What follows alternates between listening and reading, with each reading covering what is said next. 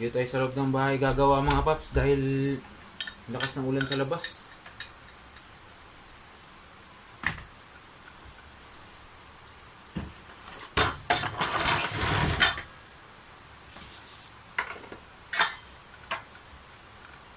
I-refresh natin tong motor na to. Bagay mas maganda naman dito sa loob ng bahay dahil makakapag-concentrate. May kasi tayo dito sa motor nito. May konti tayong gagawin.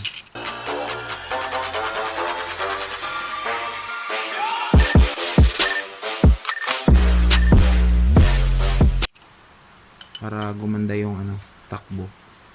60,000 odometer na kasi to mga paps. Kaya kailangan ng i-refresh. Tsaka siya, naglabasan na yung mga langis. Hindi ko na to na umpisahan na i-video mga paps dahil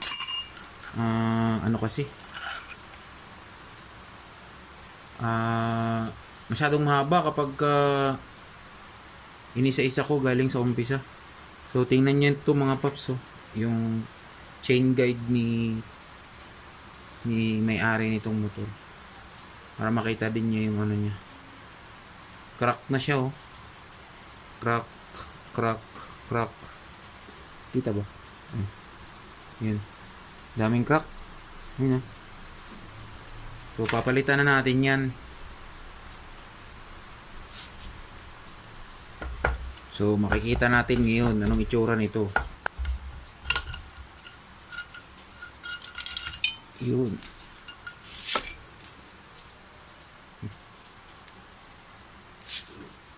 Daming dumi. Carbon.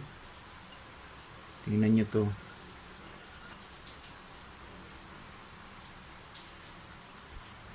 Yan. Yan yung head nya. Yung daming carbon. Pero okay naman yung sunog. Yung na lang.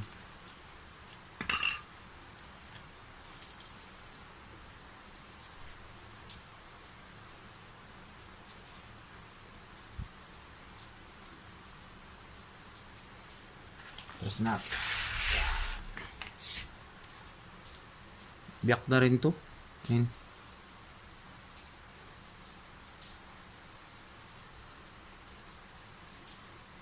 Malitan natin to.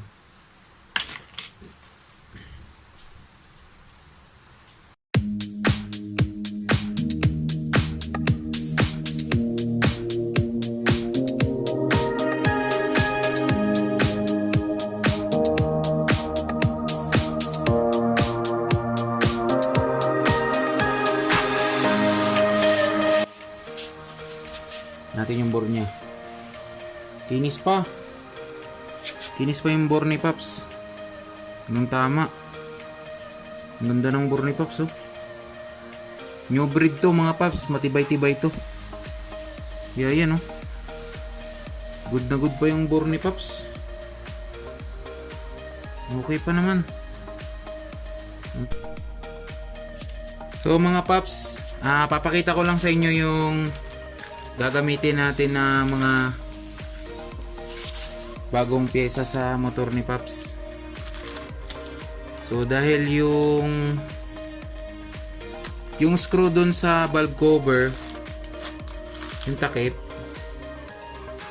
medyo may na yun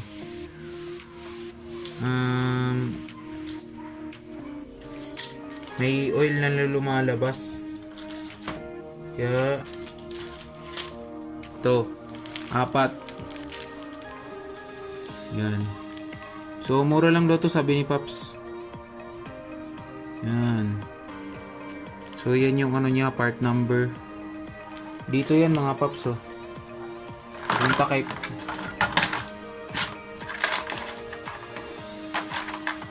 So dito yan siya. Bago na yan. Ayan. Yan yun. Tapos may tayo, tensioner gasket bago. Yan din yung part number nya. Tapos bagong base gasket. Yan. Tsaka, chain guides. Chain guides. Yung dito yan at tsaka dito. Yan, ito ikakabit na natin ito ngayon. Yan yung part number nya. Tapos ito. Tapos valve seal 4. Yan yung part number nya. Bago rin yung valve seal natin. Magpapalit na rin tayo ng ng piston ring. Yan.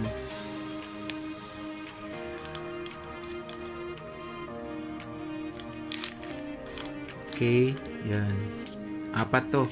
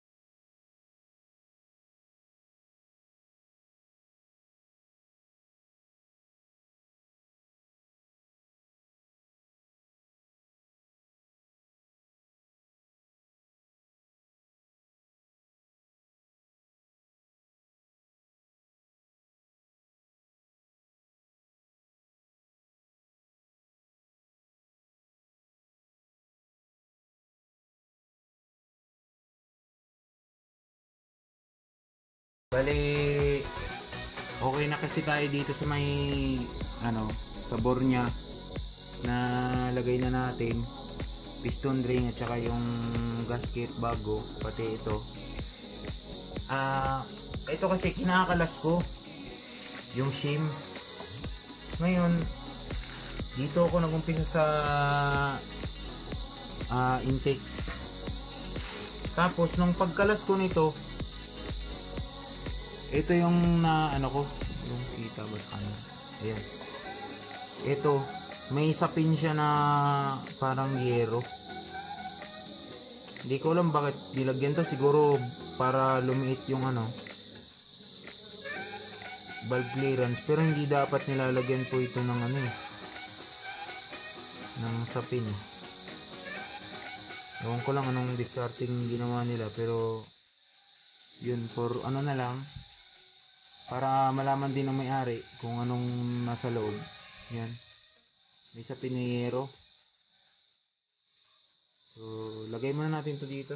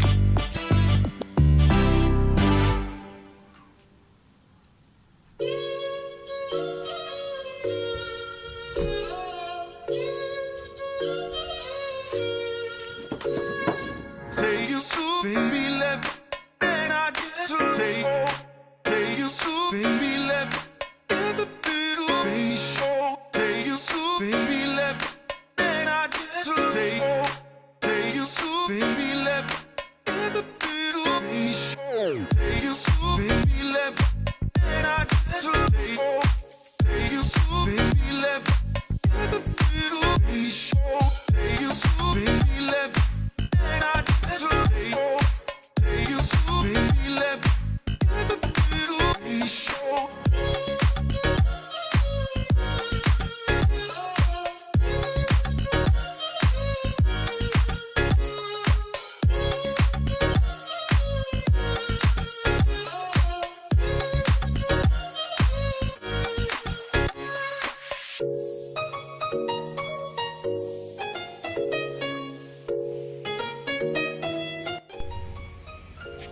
Yun mga paps, bali nakabit ko na pala yung makina ni paps. Hindi ko na siya na video dahil mag-isa lang ako. Yan, hindi ko pa nakakabit yung yung shifter tsaka dito. So nalagyan ko na rin siya ng oil. Ikikik muna natin siya para mag-circulate yung oil. Yung carb ni paps to kihin. Tapos taasan natin yung minor para mag-start agad. So start. Uy, start agad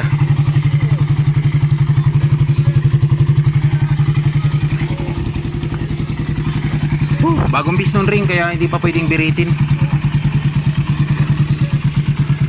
Yung pipe ni paps may singaw tinanggal ko na kasi yung lumang exhaust gasket nung nilinisan ko siya. So yun, so papaikotin muna natin yung langis tsaka papalapatin natin yung piston ring. Di muna natin bibiritin. So yun mga paps, salamat sa panonood at tsaka huwag nyong kalimutan na mag-like, share, comment and subscribe. Tsaka pindutin nyo na rin yung notification bell para sa mga susunod nating videos.